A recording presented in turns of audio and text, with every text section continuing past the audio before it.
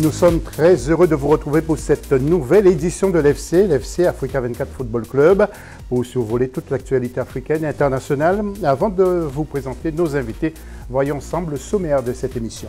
D'abord, nous reviendrons sur la finale de la Ligue des Champions, autrement dit la Coupe d'Afrique des clubs. Nous ferons l'autopsie des groupes des éliminatoires de la CAN aussi. Ce soir, c'est le groupe A. Deuxième grand titre, eh bien, nous parlerons des joueurs binationaux, un véritable casse-tête pour les pays africains, de récupérer ces joueurs dont les parents vivent à l'étranger. Et puis en troisième partie, Ligue des Champions d'Europe, Marseille qui échoue et le PSG qui doit encore lutter pour espérer se qualifier. Puis le championnat de France, toute catégorie, et nous parlerons des prochaines élections à la Ligue Île-de-France, où c'est un natif de l'Algérie qui est à la tête justement de cette ligue. Et nous parlerons aussi de M. Hamad Hamad et la CAF en particulier. Nos invités dans la première partie de cette émission, il s'agit de Madame Jorel Montlouis, avocat du sport. Bonsoir, Madame. Bonsoir, José. Et Sami Mochtabi, spécialiste du foot, édito. Tous les deux effectuent leur grand retour parmi nous, justement. Nous en sommes très, très heureux. Bonsoir, Sami, bonsoir. Bonsoir, Sami. Quelles sont les infos qui vous ont marqué durant ces 48 heures, Jorel, par exemple? Alors, un peu plus de 48 heures, mais effectivement, la mort de Papa Bouba Diop, qui est décédé à seulement 42 ans de la maladie de Charcot, qui avait particulièrement marqué dans la mémoire collective et surtout la mémoire des Sénégalais, notamment en Coupe du Monde en 2002, quand il avait marqué face à la France. Ça vous avait marqué, vous? Alors ça marque toujours, effectivement, quand c'est dans ce sens. Et pour revenir sur ces obsèques, à noter que les Lensois ont été présents. Monsieur Gervais Martel était présent pour venir saluer sa mémoire, comme l'ensemble du monde sportif avait effectivement salué sa mémoire. Nous reviendrons bien sûr sur cette disparition dans cette émission. Samy, qu'est-ce que vous a marqué, vous? Eh bien, j'ai bien aimé, il me semble que c'était ce week-end, il y a la chaîne marocaine Aradia qui a diffusé une interview sans langue de bois du sélectionneur marocain Vaïd Alilodzic, et j'ai trouvé ça très intéressant. C'était une interview où le sélectionneur se livrait, il donnait ses vérités sur le véritable niveau de la sélection marocaine. Et voilà, il y a pas mal d'infos intéressantes, je vous invite à l'écouter. Et j'ai bien aimé aussi son envie de refaire un match amical contre l'équipe d'Algérie, championne d'Afrique. Ça pourrait être très intéressant à voir. C'est vrai que les deux nations s'affrontent que très rarement, alors qu'elles sont, voilà, ce sont les frères ennemis. Donc voilà, c'est une interview que je vous conseille à voir, à regarder. Merci Samy. Tout de suite à la une de ce magazine.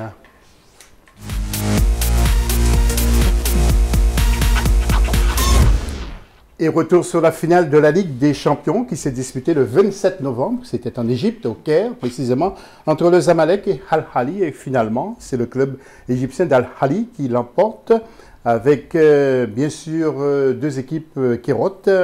Zamalek qui perd devant Al-Ahly 2-1. Les buts signés pour Al-Ahly par le milieu Ham Al-Soleya, 5e minute. Ensuite, eh bien, une grosse frappe de Mohamed Afsha Magji qui finit par donner la victoire à Al-Ahly et la réduction du score pour Zamalek par Chika Bala. Alors, Jorel, à cause du Covid, donc c'était une nouvelle forme pour cette finale? Non, pas tout à fait, non? Alors non, pas tout à fait. C'était effectivement la première fois qu'on avait la finale sous cette forme avec uniquement un match aller. Pour autant, la décision de passer sous ce format date de juillet 2019. C'est le COMEX de la Confédération africaine de football qui avait pris cette décision suite aux différends qui étaient arrivés lors de la dernière finale entre le Wydad et l'Espérance de Tunis qui avaient protesté suite à une problématique relative au VAR. Samy, qu'est-ce qui vous a marqué dans cette finale? Moi, j'ai bien aimé, comment dire, la propension d'Al-Ahly d'assumer son statut de favori. On connaît ce club, c'est un mastodonte en Afrique. Vous l'avez dit, 9e Ligue des Champions.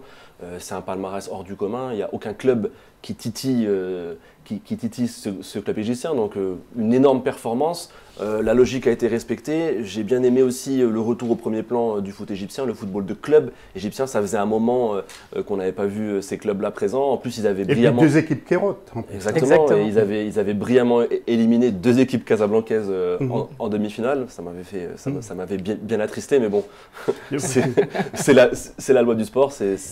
Voilà. Mais c'était franchement, je tiens à noter ce retour au premier plan. C'est une bonne chose, je trouve, que les anciens clubs, que les grands clubs continuent de vivre, tout simplement. Voilà, et puis ça vous évitera de mettre la prochaine fois des bouteilles au frais. Il paraît que vous aviez une bonne caisse de 6 bouteilles. 6 bouteilles, plus du champomis, et finalement ça m'a servi à rien. Transportons-nous maintenant au Bénin où les infrastructures prennent forme et se concrétisent. C'est le cas de la JSP, la jeunesse sportive de Pobé, qui évolue en première division nationale. Le club de football de Pobé a bénéficié d'un stade tout neuf, et flambant neuf, je voudrais dire, et financé par la Fédération internationale de football, c'est-à-dire la FIFA. La conduite des travaux et la réception des locaux ont été effectués par la Fédération béninoise de football. Reportage de l'FC ONU sur place. Au Bénin, le stade municipal Jean-Pierre Gascon de Pobé, situé à 102 km de Cotonou, fait peau neuve 5 mois après la remise du site. La rénovation du stade de Pobé constitue un projet dénommé FIFA Forward, piloté par la Fédération béninoise de football, FBF, et financé par la Fédération internationale de football association FIFA. L'entreprise en charge des travaux a installé une pelouse synthétique de 120 mètres de long et 90 mètres de large, dont l'aire de jeu fait 68 mètres de large sur 105 mètres de long. Pour ceux qui connaissaient l'état du stade, vous voyez que c'est le jour et la nuit. Si chaque arrondissement pouvait en avoir, ce serait bien parce que ça va permettre aux jeunes, aux adolescents de s'adonner à la pratique du football dans notre pays. En raison de l'état des lieux du stade de Pobé, la jeunesse sportive de Pobé FC, club de la localité évoluant en première division du championnat national, a joué ses matchs à domicile sur le terrain de Missirité, localité voisine. Ce joyau équipé de matériel d'entretien vient soulager les peines des joueurs et des supporters de l'équipe. L'objectif de la jeunesse sportive de Pobé, c'est de viser haut, puisqu'on n'aura plus l'excuse de ce que nous jouons à Missirité. Je voudrais rassurer la jeunesse de Pobé de ce que le président Mathurin Tichacus les porte vraiment et que tout ce qui concerne cette ville-là concerne le président Mathurin Tichacus. Tout ce qui a été promis sera vraiment et sincèrement réalisé. Les bénéficiaires espèrent des travaux confortatifs, notamment les vestiaires, les tribunes et les mesures de sécurité de l'installation. A noter que le Bénin dispose au total de 9 terrains synthétiques, dont 4 réalisés sur financement de la Fédération internationale de football association FIFA. Le Bénin qui avance et qui progresse. Nous arrivons maintenant à la CAN avec donc des analyses. Après le 4e tour, nous avons voulu analyser le classement de certaines équipes. Aujourd'hui, il s'agit du groupe A avec, regardez le classement, le Mali qui est en tête avec 10 points, qui s'est déjà qualifié. Deuxième, la Guinée, 8 points. Troisième, la Namibie. Quatrième, le Tchad. Prochaine journée entre le 22 et 30 mars, Guinée-Mali et Tchad-Namibie. Et entre le 22 et 30 mars, ce sera donc Namibie contre Guinée et Mali-Tchad. Alors, dans un premier temps, parlons de la Guinée, justement. Vous suivez de près cette équipe en particulier, j'imagine, Joël Monlouis? Oui, la Guinée et toutes les autres équipes, comme le Mali aussi, si on parle du groupe A. Concernant le... Oui, alors on va parler peut-être de la Guinée d'abord, dans un premier temps, avec Samy. Samy, la Guinée. Oui, mais une Guinée qui est toujours présente. On savait très bien au tirage au sort maintenant avec cette nouvelle CAN à 24 que... Voilà, Guinée qui est deuxième, qui est quasiment qualifiée. Qui est quasiment qualifiée. Ouais. Oui, ils ont... Oui, avec quasiment 8 points, qualifié. Mais juste derrière le Mali, 10 ce que points. je vais vous dire, c'est que c'est un système maintenant avec cette nouvelle CAN à 24 et des groupes avec des têtes de série. On sait très bien qu'il y a souvent 2 favoris logiques dans une poule. Pour le moment, les Guinéens ont assuré ce statut, même si je sais de sources sûres que certains supporters auraient aimé de meilleurs résultats, notamment lors de la première rencontre face au Mali. Aujourd'hui, la Guinée, on sait très bien, elle se base essentiellement sur son leader Naby Keïta, qui dernièrement a eu pas mal de pépins physiques, donc ils ont quand même réussi à s'en sortir sans leur leader technique. Ça reste quand même une performance notable de se qualifier pour une CAN. Espérons maintenant que la Guinée y montre un meilleur visage qu'en 2019. Et voilà, je pense qu'en tout cas, il y a de très belles choses à faire avec cette sélection. Il y a de jeunes joueurs, il y a un très fort potentiel. Je pense que notre ami Alpha Baldé en a assez parlé ici. Ils s'en sont très conscients. Maintenant, il reste juste à passer le cap des résultats et franchir ce palier. Quelques mots sur le Mali avec vous quand même, hein, Jorel Montlouis. Alors le Mali, ils ont été constants parce qu'effectivement ce sera la 8e fois consécutive qui vont arriver en phase finale de la CAN. On est face à un collectif qui est assez jeune, mais pour autant qui est assez solide. Hein. On voit qu'au niveau des gabarits, on a des grands gabarits, on a énormément parmi ces jeunes qui ont une très grosse expérience à l'international, notamment parce qu'ils étaient présents, que ce soit en U17 ou en U20.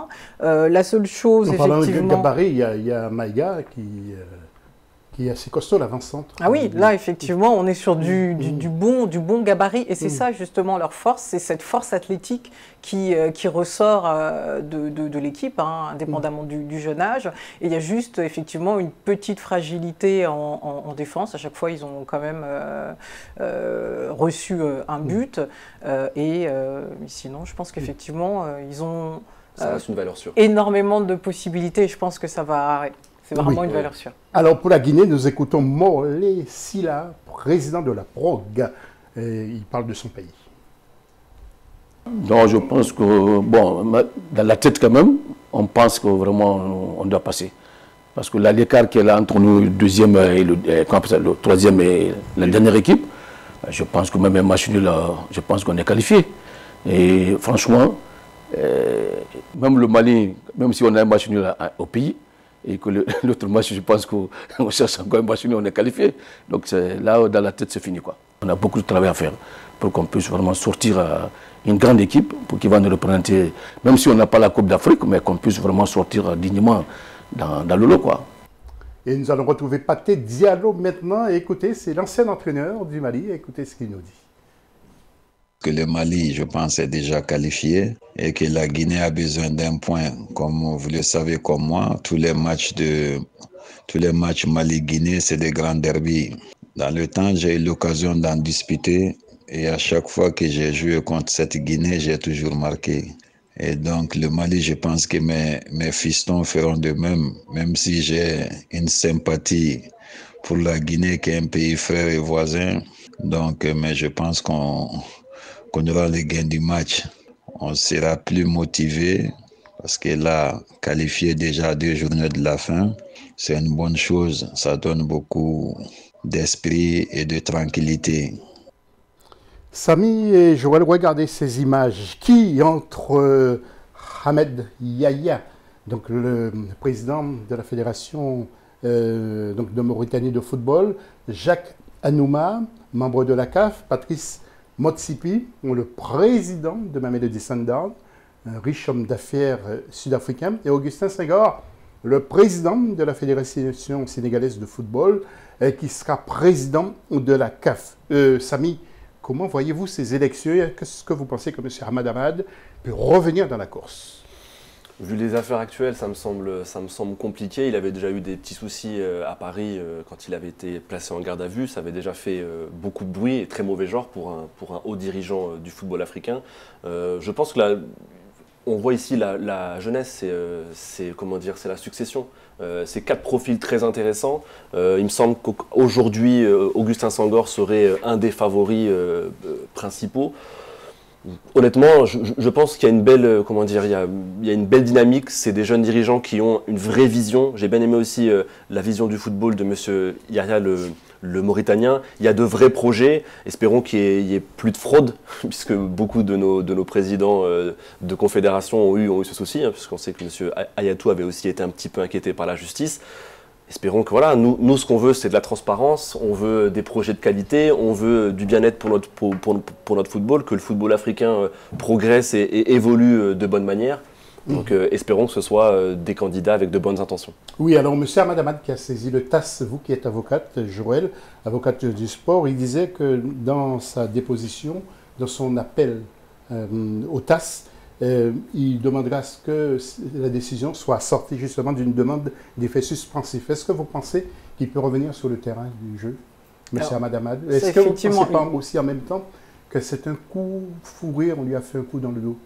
Alors il y a effectivement la question du timing. Hein, à laquelle effectivement cette décision intervient, parce qu'elle intervient postérieurement à la date limite où les candidats pouvaient effectivement déposer leur candidature. Donc d'un seul coup, effectivement, il y a un certain nombre de candidats qui, s'ils avaient eu l'information avant, qui auraient effectivement pu se déclarer, mais là, au moment où ça arrive, c'est effectivement un vrai coup dur. Donc se pose la question de l'opportunité, uniquement d'un point de vue politique, de la décision. Est-ce que vous pensez que le TAS peut se substituer à la décision de la FIFA? Alors, ce n'est pas une question de substitution, mais effectivement, le TAS a la possibilité, conformément à l'appel qui a été déposé, de reprendre l'ensemble des éléments et de vérifier s'il n'y a pas une problématique de régularité, et concernant l'effet suspensif, de voir s'il n'y aurait pas notamment des effets irréparables pour le président, et un certain nombre de critères qui sont nécessaires et correspondent à la jurisprudence du TAS, qui vont permettre ou pas à sa requête d'aboutir. Nous allons écouter Noureddine Sali sur cette affaire. Noureddine Sali. Rappelez-vous que le personnage a été arrêté, apparaît lors du congrès de la FIFA il y a un an de ça. Il a été carrément gardé en garde à vue.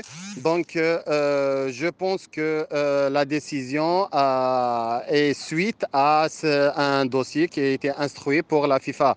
La question qui se pose, est-ce qu'on va avoir après un FIFA Gate, un CAF Gate? Est-ce qu'il y aura d'autres têtes qui vont tomber? Est-ce qu'il y aura vraiment, si j'ose utiliser le mot, le nettoyage autour de la Confédération africaine de football? La question reste suspendue. Mais je pense qu'il y aura des conséquences par rapport à la gestion prochaine et de l'avenir de la Confédération africaine de football et du football de notre continent. Joël, vous voulez rajouter? Oui, alors c'est très important parce qu'effectivement on entend les différentes réactions. Il ne faut pas que cet événement passe sous silence toutes les avancées qui ont pu être faites dernièrement, et notamment sous l'égide du président Ahmad Ahmad concernant la CAF, notamment qui s'est dotée d'une direction juridique en 2018. Avant, il n'y en avait pas, ce qui est en soi une aberration. Aussi une division conformité pour tout ce qui est conformité juridique et conformité financière, et tous les travaux de gouvernance qui ont été faits. Voilà le petit mot que je voulais ajouter, parce que c'est quand même important. Merci Joël, on voit que vous suivez de près ce dossier. Merci pour vos éclaircissements. Nous allons parler d'Mbia maintenant. Stéphane, qui joue à Shanghai. C'est très difficile. L'équipe de Stéphane Bia, donc, qui a été éliminé après avoir perdu lourdement face au club coréen d'Ulsan. 4-1, nous parlons de la Coupe d'Asie, des clubs, Coupe d'Asie des clubs. Donc, c'est le 17 septembre, suite des 8e de finale. Jeudi, quart de finale, demi-finale dimanche 13 et grande finale le samedi 19 décembre au Qatar. Et puis un petit mot sur Jimmy Adjoviboko, Jean-Marc, donc ancien footballeur du Racing Club de Lens et capitaine des Écureuils du Bénin, ancien membre du conseil présidentiel pour l'Afrique d'Emmanuel Macron en 2017. Eh bien, il a quitté le CPA pour devenir conseiller du ministre des Sports du Bénin. Une très bonne chose, selon vous, c'est une belle progression. Bah oui, c'est bien. Moi, je trouve ça bien quand un footballeur poursuit sa carrière dans les hautes sphères et apporte aussi son avis d'expert. Je trouve que c'est une très bonne chose. C'est une belle continuité. Merci beaucoup, Samy. Merci, Joël, pour cette première partie d'émission. On se retrouve tout à l'heure pour la deuxième partie, justement, où nous allons parler de plein de choses concernant l'Afrique encore et le football en particulier. À tout de suite.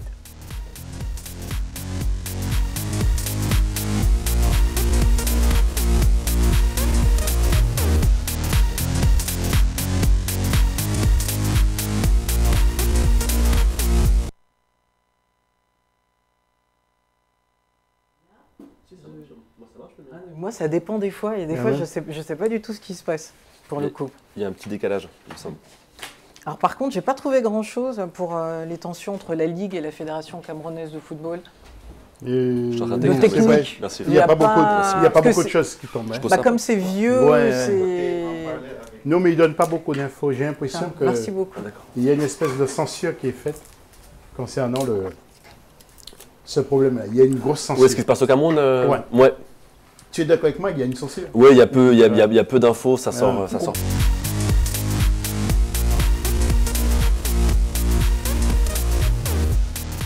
Retour de l'FC, regardez en image, nous parlerons des binationaux dans cette deuxième partie, un véritable souci pour les pays africains et surtout pour récupérer leurs joueurs expatriés ou dont les parents vivent à l'extérieur du continent. Ligue des champions dans la troisième partie, en Europe, Marseille qui échoue et PSG qui doit gagner impérativement ce mardi 8 et puis nous parlerons des prochaines élections à la Ligue Île-de-France. Nos invités, je vous rappelle qu'il y a Jorel Monlouis, avocat du sport, qui va souvent au TAS, non? Oui, ça m'arrive effectivement, je confirme. Beaucoup d'affaires de sport, sinon à traiter? Oui, forcément, que ce soit des clubs, des fédérations, ou alors sinon ce sont devant les instances de la FIFA. Et Sami Mochtabi, en tout cas, bonne chance, bonne continuation. Et puis Sami Mochtabi, spécialiste de football, qui est avec nous. Tout de suite, le dossier du jour.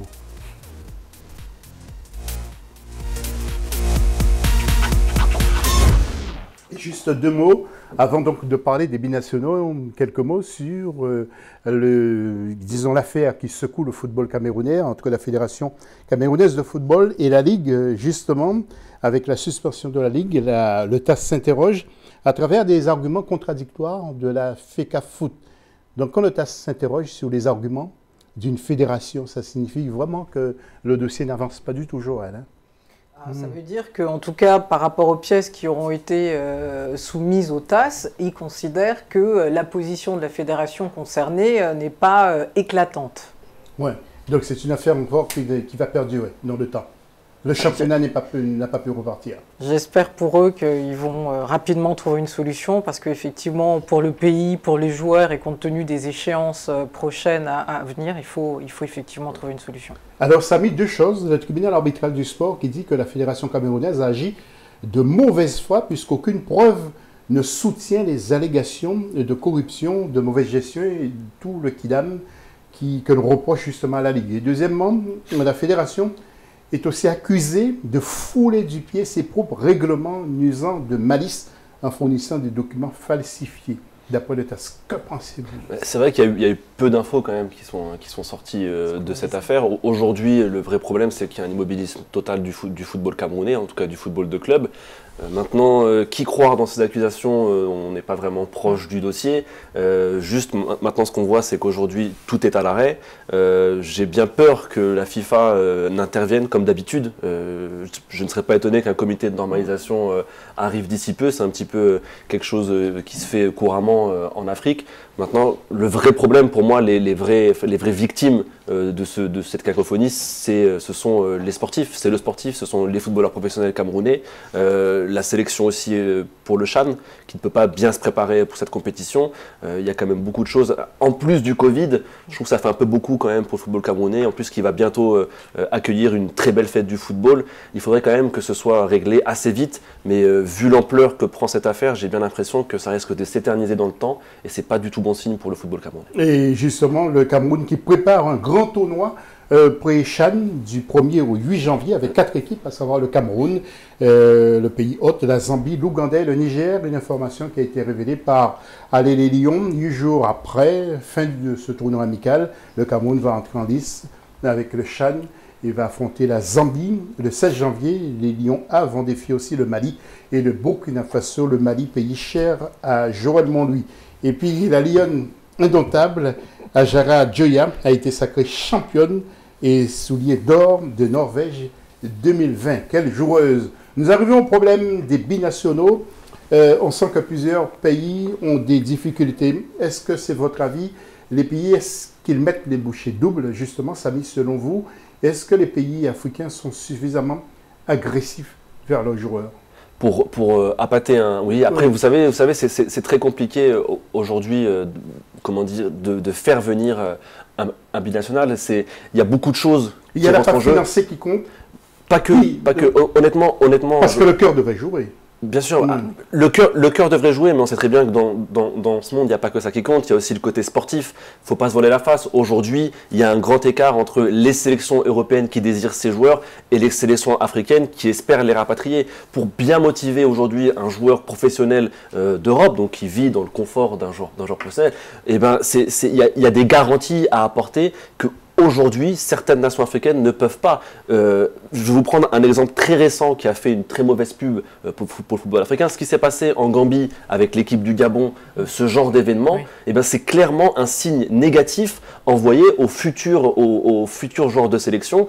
Il y a quand même un professionnalisme et une rigueur à adopter qui n'est pas encore présent sur le continent africain. Il y a des garanties à apporter qui ne sont pas là. Je pense que le problème est là, il y a une progression, il y a une évolution du football africain qui est nécessaire pour ne plus avoir justement ce genre de problème et perdre nombre d'internationaux pour des sélections européennes. Alors justement, nous allons voir en image encore certains joueurs qui ont été influencés par leur histoire, qui ont été influencés par l'histoire peut-être de la famille plus ou moins et leur attachement à la France. Comme, regardez, Steve Mandanda qui est du Congo. Ensuite, nous allons voir Patrice Evra qui lui est du Sénégal. Adil Rami qui est lui marocain.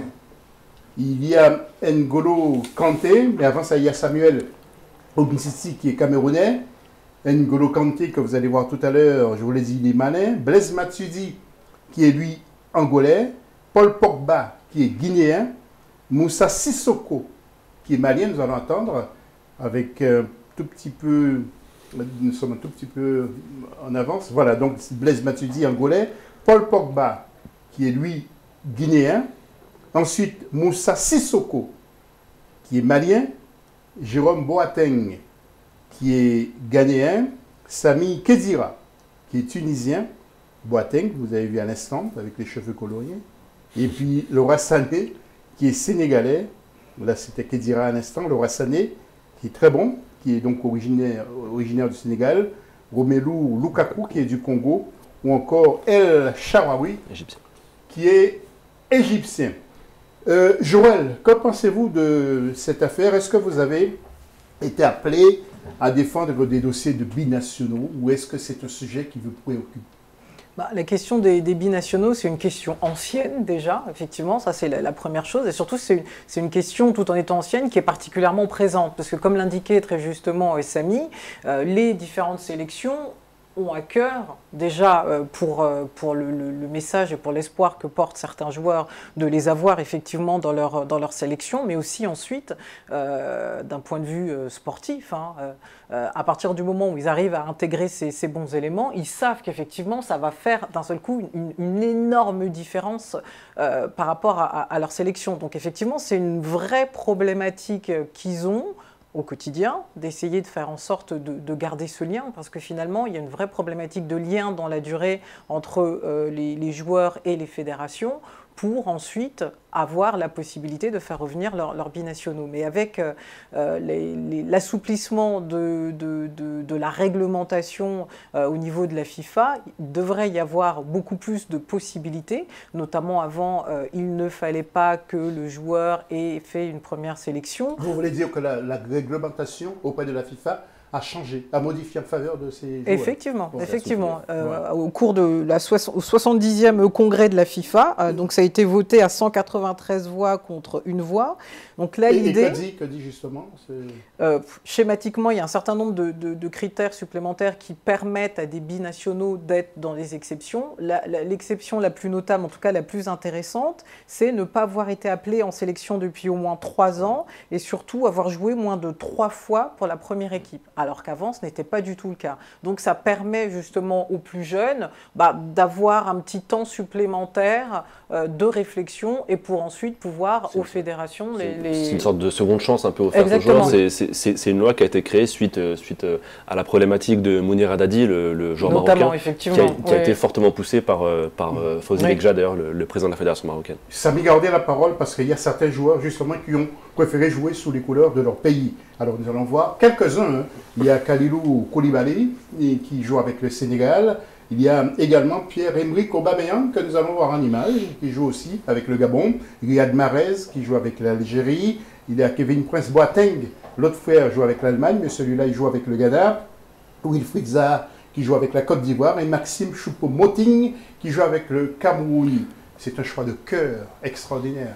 C'est là où le problème. Après, on n'est pas dans la tête de ces footballeurs, c'est difficile de juger, mais force est de constater que tous les joueurs que vous avez cités ont été sélectionnés pour les sélections africaines bien avant leur prime, bien avant leur renommée internationale. Un joueur comme Aubameyang ne jouait quasiment pas en pro quand il a été appelé. Riyad Mahrez a été appelé lorsqu'il était au Havre, il était un total inconnu, il était en Ligue 2 en France.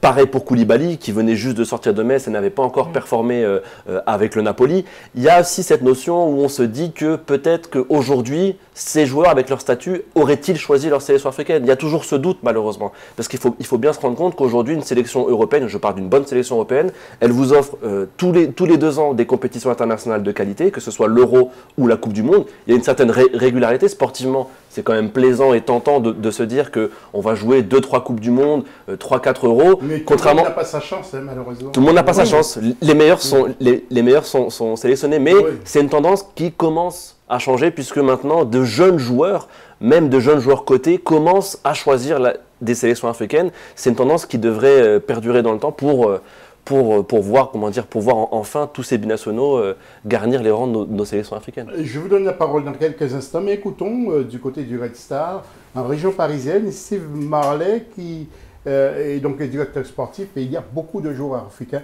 qui évoluent au Red Star. Steve Marley, rencontré sur la pelouse. Oui, alors on a des joueurs africains, notamment on a Bachibou Koïta qui est en sélection aujourd'hui avec le Niger. Oui, on a Djiman Koukou, Melvin de Remus aussi.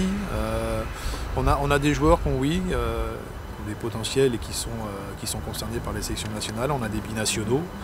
Donc là-dessus, comme on est en national, effectivement, pour nos binationaux, c'est très facile de faire le choix. Puisque en national, il y a très peu de joueurs dans les grosses sélections. Il n'y en a pas même. Donc ça concerne un peu plus les sélections africaines, et là effectivement il n'y a pas vraiment à conseiller les joueurs, là c'est le cœur qui parle.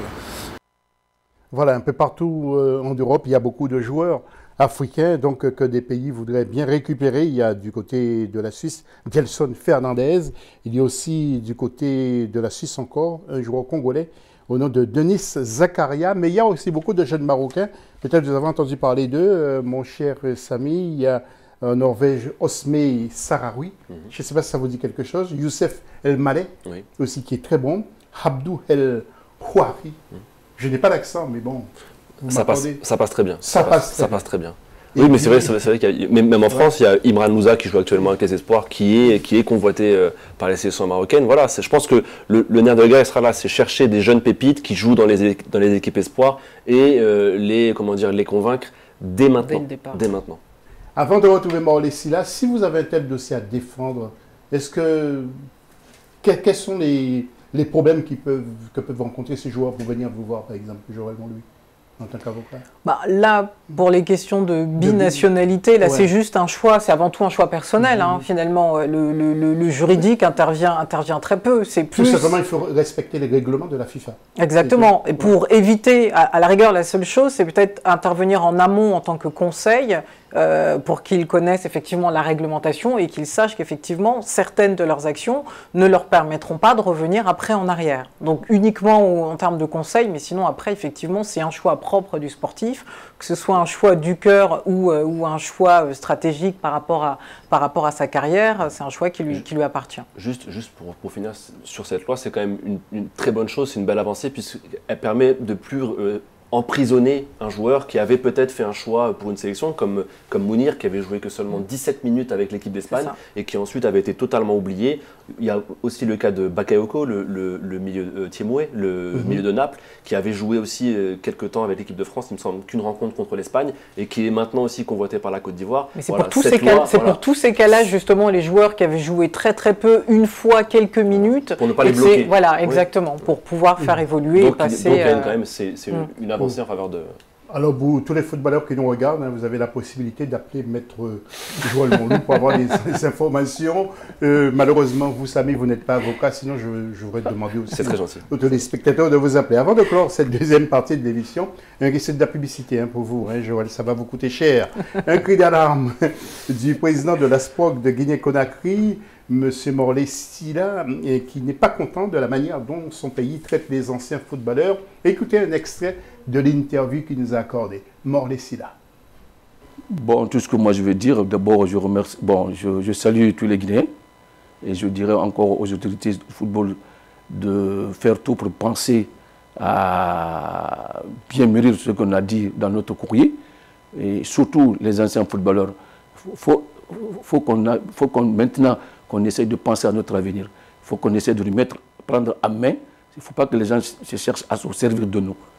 Et quand je dis servir de nous, c'est-à-dire l'association qui est en place. Il ne faut pas que les gens viennent à la dernière minute nous rassembler et dire qu'il y a ça et ça. Non, il faut que vraiment l'association qu'on doit mettre en place, cette association puisse faire un travail de fond, c'est-à-dire qu'on essaye de régler le problème des anciens footballeurs. Voilà, Joël Montluy va nous quitter avec tous ces gros dossiers pour aller peut-être s'occuper d'autres affaires. Exactement. Joël, merci d'être venu. Merci pour l'invitation. Et puis n'hésitez pas, si vous avez de grosses affaires concernant le football, de venir en parler sur le plateau d'Africa 24. Avec vous connaissez plaisir. la maison, vous avez même un double des clés. Je ne savais pas. Samy, on se retrouve tout à l'heure. A tout de suite pour la troisième partie.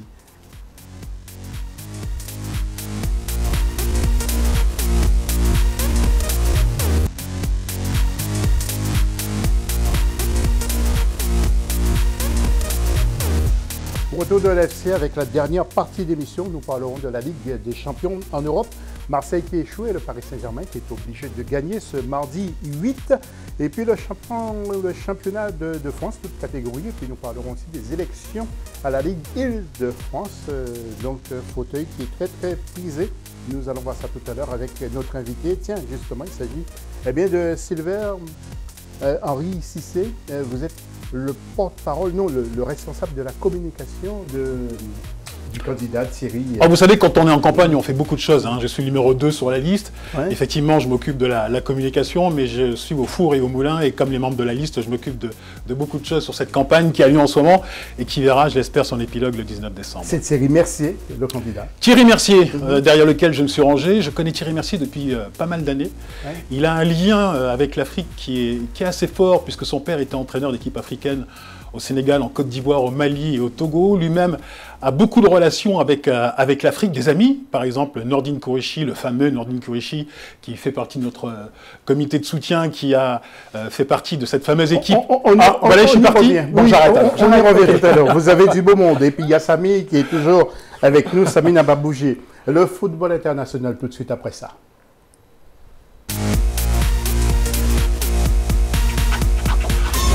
Sylvain, vous êtes un grand journaliste franco-sénégalais. Je ne peux pas m'empêcher de vous interroger sur la disparition de Pape Bouba Diop. Écoutez, je trouve que c'est vraiment un sale coup du sort, parce qu'il est mort quoi, 42, 43 ans 42 ans d'une maladie qui aurait dû... qu'il aurait dû combattre, il aurait dû être avec nous parce que c'était un grand joueur de foot qui a marqué son temps avec ce fameux but marqué contre la France, et il m'a brisé, je me souviens, ce jour-là. Parce que vous savez, pour moi, qui suis à moitié français, à moitié sénégalais, ce jour-là, j'étais brisé par cet homme qui nous a crucifiés. D'un côté, j'étais heureux parce qu'il y a le Sénégal qui l'emportait, de l'autre côté, j'étais déçu. Vous savez, il me fait penser à quelqu'un... Et d'ailleurs, nous voyons le but, là, l'extrait de ce but qui avait été marqué... En 2002. En 2002. Mais c'est un véritable coup de poignard dans le dos pour l'équipe de France, on se souvient. On se souvient, et vous savez, c'est quand même une sale année, l'année 2020, bien sûr, il y a le Corona, mais c'est une année qui est marquée par le Sénégal, le départ de Bouba, et également Maradona, et ensuite mon grand frère. J'espère qu'on pourra en parler. Oui, on va en parler. Qui est parti. Vous inquiétez pas, mon cher Sylvain Henri Cissé. Et puis un mot rapide sur la Ligue des Champions. Et d'abord, Marseille, nous allons voir quelques images. Mon cher Samy, Marseille qui a complètement échoué, 13 matchs consécutifs, 13 défaites, il faut le faire quand même. C'est le numéro du département. Oui, en plus. Oui. Après, c'est une performance, c'est une très mauvaise performance. Après, ils ont réussi à arrêter l'hémorragie face à l'Olympiakos. Heureusement, on serait tenté de dire, enfin une victoire. Maintenant, je ne pense pas que l'effectif d'André Villas-Boas était taillé pour cette Ligue des Champions. Beaucoup ont pensé que le groupe était accessible, mais c'était quand même sous-estimé la qualité de Porto et même de l'Olympiakos qui a battu Marseille en Grèce. Donc pas vraiment de surprise, c'est juste dommageable je trouve pour le football français et pour la Ligue 1, ce genre d'image donnée à l'Europe, c'est juste par rapport à ça. Maintenant, est-ce que Marseille avait de vraies ambitions dans cette compétition? Je ne suis pas sûr que c'était la question du moment sur la Canemia. Et puis Manchester cette semaine, c'est-à-dire le 9, et quant au Paris Saint-Germain, une victoire suffira, même un match nul, pour se qualifier devant Istanbul, mais Istanbul ne viendra pas à Paris, justement pour faire du tourisme. Hein, c'est vrai, le chemin est à moitié fait. C'est une énorme performance quand même qu'a réussi ce Paris Saint-Germain. Dans le contenu, c'était compliqué. Ils ont mis un coup de collier. Je pense que c'est les individualités qui ont fait la différence à Manchester. Il fallait quand même le faire, aller gagner là-bas avec toute cette pression et aussi un physique un peu compliqué pour l'effectif parisien. Maintenant, quand même, la balle est dans le camp du PSG. Recevoir à domicile une équipe d'Istanbul Başakşehir qui est quand même à la portée de ce Paris Saint-Germain-là. Je pense qu'on a bien vu que Tourelle a mis au repos certains cadres ce week-end pour justement préserver son 11 type contre Istanbul. Donc normalement, après on peut pas, dans le foot tout est possible, normalement ça devrait passer pour le Paris Saint-Germain et même avoir cette première place qui était quand même un temps inespéré. Une question très sérieuse, je peux préparer une coupe vide cette semaine, vous passerez à la chaîne? Oui, d'accord, c'est bon. Le sigle de la Ligue Île-de-France, regardez ce sigle qui est très convoité et par certains candidats. Les élections, ce sera le 19 décembre précisément. Et c'est un Algérien, un originaire de l'Algérie, c'est Djamel Sanjak qui est à la tête justement depuis 2012, à la tête de cette institution. Alors justement, son fauteuil est-il vraiment menacé? Thierry Mercier est candidat. Qu'est-ce qui n'a pas réussi pour venir l'affronter justement, Sylvain Henri Cissé? Non, mais écoutez, je laisse à Djamel Sanjak le soin d'expliquer son bilan. Moi, ce qui m'intéresse, c'est le projet que nous avons pour la Ligue, Paris-Île-de-France, qui est un projet qui est vraiment exemplifiant, et nous voulons être remarqués et remarquables et faire de cette Ligue, tout simplement, la première Ligue au monde. Elle a tout le potentiel pour l'être. Malheureusement, elle n'a pas été mise en valeur et en lumière pour qu'elle soit représentée telle qu'elle. Quant à moi, je serai en charge notamment du dossier des relations internationales quand nous serons en place le 4 janvier, parce que je suis très confiant sur notre parcours, même si, bon, c'est les présidents de club qui décideront de qui occupera ce fauteuil, j'espère que ce sera Thierry Mercier. Et dans ce projet que nous avons pour les relations avec l'Afrique, nous avons la volonté en fait d'avoir un échange à part égale, c'est-à-dire que ce ne soit plus l'Afrique qui soit toujours à l'écoute, en train de tendre la main vers l'Europe, mais qui ait un véritable échange à 50-50. Vous savez, moi dans mon quotidien, je travaille énormément avec certains pays d'Afrique, notamment avec le Maroc, avec le Rwanda, avec le Sénégal et la Côte d'Ivoire, et je vois déjà dans ce que je fais moi avec ces pays-là, c'est d'installer une relation qui soit d'égal à égal, c'est-à-dire qu'on discute tout à fait normalement et qu'il n'y ait pas cette relation de dominant à dominé. Eh bien, il en sera exactement de même avec le projet que nous avons avec la Ligue, c'est-à-dire faire en sorte que le football africain puisse venir renforcer parfois le football européen. Je vous pose juste une question. À un moment, Marseille cherchait un entraîneur avant Villas-Boas. Et moi, je ne cessais de dire, mais pourquoi on ne prendrait pas un Florent Ibenge, par exemple, qui est un grand entraîneur, qui est un grand sélectionneur. C'est l'ex-entraîneur de la sélection du Congo. Du Congo. Mais il y a une sorte de barrière mentale qui fait que les Européens ne pensent même pas à aller regarder ce qui se passe du côté de l'Afrique, d'aller chercher des techniciens du côté de l'Afrique. On va juste chercher des joueurs avec le système que vous connaissez, mais il n'y a pas cet aller-retour. Et moi, je crois qu'il est extrêmement important aujourd'hui qu'on change de paradigme, qu'on change complètement la manière dont le football français, dont le football européen travaille avec l'Afrique. En tout cas, je vais m'y employer. D'autres disciplines aussi. Sarah Boudaoud, oui, qui est attachée parlementaire et étudiante en Sciences Po. Il y a également Madame Frappard, qui est arbitre international, qui vous a rejoint. Vous avez frappé un gros coup, là. Alors là, vous parlez effectivement des forces vives de notre équipe, l'équipe Football Uni. Il y a Sarah Boudaoud qui est internationale algérienne, il faut le préciser. Elle joue en première division dans le club d'ici. Et à côté de ça, elle est également attachée parlementaire à l'Assemblée nationale ici à Paris. Et il y a... Alors là, Stéphanie Frappard, on est très content, très heureux. On fait un travail au quotidien formidable avec elle. Elle a été, cette année, c'est tout frais, hein, ça date d'hier, donc nommée meilleure arbitre féminine pour l'année 2020. Et même si on poussait un tout petit peu, je pense qu'on pourrait tout simplement la nommer meilleure arbitre, tous les genres confondus, pour l'année 2020. C'est une grande professionnelle qui va participer au rayonnement international de la Ligue Paris-Île-de-France de football. C'est pour ça que je vous dis que notre projet est vraiment ambitieux, parce que nous voulons faire de cette Ligue la première Ligue au monde. monde. Et avec aujourd'hui les forces en présence, nous avons tout pour le faire. En plus également, des gens qui sont peut-être moins en lumière, moins connus, mais qui sont vraiment des bénévoles et qui travaillent tous les jours à la réussite du football francilien. Steve Marley, justement, nous parle du football en Île-de-France qui est très riche. Écoutez-le. Oui, ça serait l'alternative, justement, je parlais tout à l'heure, les pôles espoirs ou les structures professionnelles qui permettraient d'avoir des centres de formation et faire de la formation professionnelle et donc conserver un peu plus nos jeunes dans la région. Donc oui, on a la chance dans la région d'avoir des gros potentiels en termes de clubs et de pouvoir avoir effectivement énormément de clubs pro. Imaginez demain dans un concentré en Île-de-France, 4 équipes professionnelles avec 4 centres de formation. Voilà, je crois que ça serait unique en France et on pourrait peut-être rivaliser avec les modèles notamment anglais ou en Angleterre, dans les grandes villes, vous avez plusieurs clubs pro et donc plusieurs centres de formation. Donc oui, ça serait... On a le potentiel pour le faire. Après, effectivement, c'est pas simple, parce qu'il y a aussi effectivement beaucoup de clubs. Beaucoup ont aussi le projet de se développer, d'aller très haut et d'être professionnel aussi. Donc il y a énormément de concurrence aussi qui fait que c'est pas simple d'avoir beaucoup de clubs. Mais je pense que là, on n'est pas loin avec le PFC qui est aujourd'hui en très bonne position, est premier en Ligue 2. Nous sommes deuxième. Créteil qui fait une très belle saison en national. Donc je pense qu'on n'est pas loin d'arriver à avoir plusieurs clubs au très haut niveau.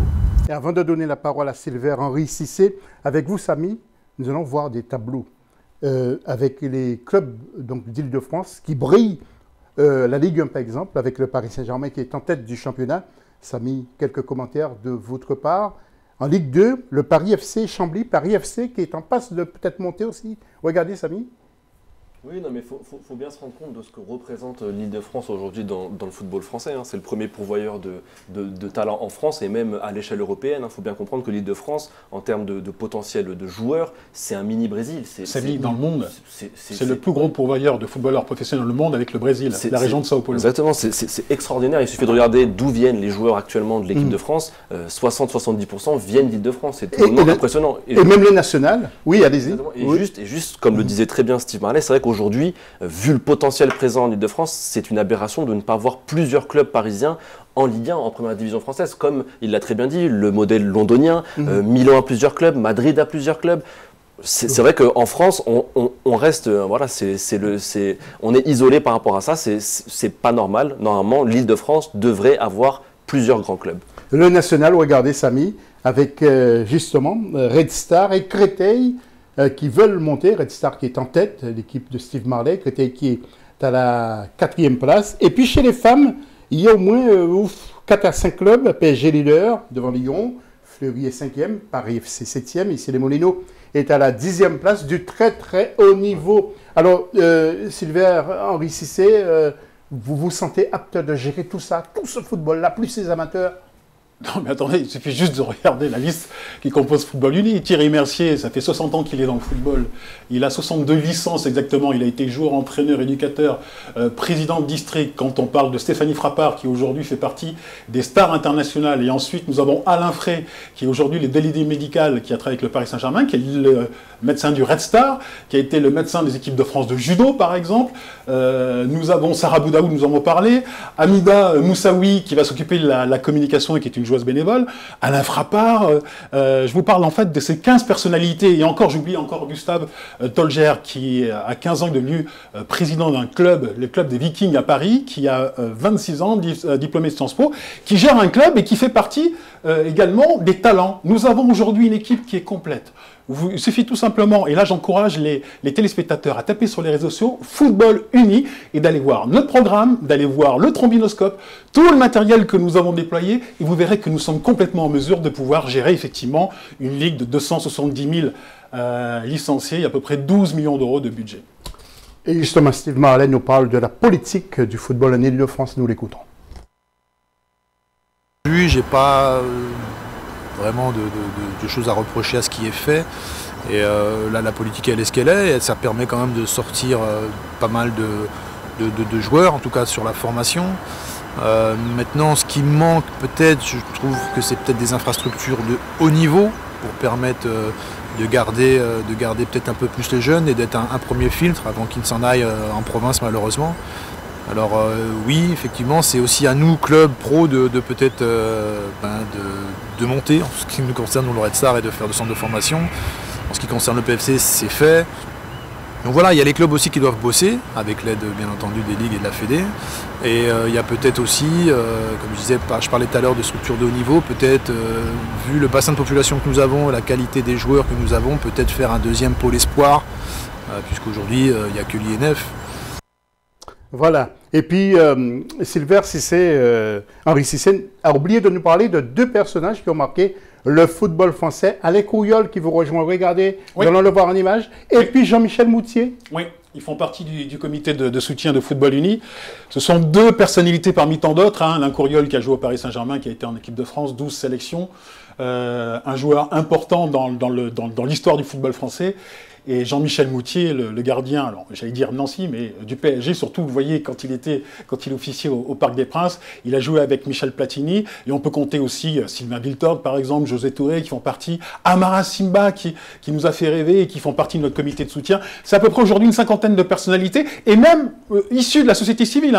Francis Huster, le comédien qui est dingue de football, fait partie de notre comité de soutien, ou aussi Jean-Claude Fleury, qui est le producteur, notamment le producteur de La Leçon de piano de Almodovar, dingue de football, qui a décidé de nous soutenir parce que tous croient en notre projet. Vous êtes venu ici, mais oui. Il ne faut pas oublier que vous êtes franco-sénégalais. Oui. Pape Diouf, ça vous dit quelque chose ou pas? Écoutez, chaque fois que ce nom résonne, je suis profondément ému parce que mon grand frère est parti au début de la crise sanitaire. J'ai reçu un coup de fil un jour de sa femme pour m'apprendre son départ le soir où il est parti. Et je vous en parle avec beaucoup d'émotion parce que je pensais vraiment que ce bonhomme qui est un rock ne pouvait pas partir comme ça. Et il est parti, il nous a quittés sans nous dire au revoir, sans me dire au revoir. Ce qui s'est passé, c'est quand j'ai appris sa mort, je ne pouvais pas dormir, donc je me suis mis devant mon ordinateur et j'ai écrit un billet. J'ai demandé à mon ami Malik Diawara, le rédacteur en chef du Point, si il pouvait le publier. Il a publié tout de suite. Et c'était pour moi un hommage à cet homme qui connaissait le football et j'ai vécu des moments vraiment merveilleux avec Pape. Extraordinaire. Un homme qui avait une parole de vérité et qui voulait vraiment, et qui a toujours fait en sorte que l'Afrique puisse briller au firmament et que le football africain puisse briller au firmament. Autre personnage aussi, c'est Fatma Samoura, à qui vous avez voulu rendre hommage dans cette émission. Oui, alors là, je vais retrouver le sourire, parce que là, vous parlez d'une amie. On échange très souvent, encore ce week-end, j'ai échangé avec Fatma Samoura. Moi, je trouve que c'est un véritable exemple. On s'est un tout petit peu moqué d'elle quand on l'a nommée. On a dit, oui, c'est juste un pot de fleurs, elle est là pour faire un nombre. Eh bien non, elle a pris le pouvoir. Elle a pris les dossiers en main et elle a décidé de s'impliquer totalement dans le football mondial. En dehors du football, et vous savez ce qu'elle a fait en termes de football à la FIFA, elle est très investie et très engagée. Vous savez, elle a dirigé le programme alimentaire mondial pendant des années et aujourd'hui, elle continue ses actions. Mais ça, c'est à titre personnel. En ce moment, par exemple, Madagascar connaît une situation mais catastrophique avec 1 500 000 personnes qui sont en insuffisance alimentaire. Eh bien, Fatma, et j'ai échangé avec elle ce week-end, est en train de travailler pour faire parvenir 200 tonnes de riz à Madagascar pour essayer de trouver une solution. Okay. Donc c'est une femme de talent, engagée, et c'est bien qu'une femme musulmane engagée de talent soit à la tête de la plus grosse fédération sportive au monde. Et puis sachez, merci Sylvain Henri Cissé, tirage au sort préliminaire de l'UEFA pour la Coupe du Monde de la FIFA 2022. Les têtes de série ont été confirmées. Le tirage au sort donc aura lieu à Zurich ce lundi, donc à partir de 18h. Et puis au dernier classement FIFA, il y a beaucoup d'équipes africaines qui ont beaucoup progressé, mais nous aurons l'occasion d'y revenir. Et puis Samy, vous n'avez pas beaucoup parlé avant de retrouver pour un dernier mot Sylvain Henri Cissé. Je suis désolé, je suis très bavard. Oui, désolé, Samy. Juste un petit mot, on ne vous a pas beaucoup entendu pour Papa Bouba Diop, ancien joueur d'IRC Lens, qui a disparu, qui nous a quittés. Oui, nous allons voir en image encore. C'est une maladie terrible.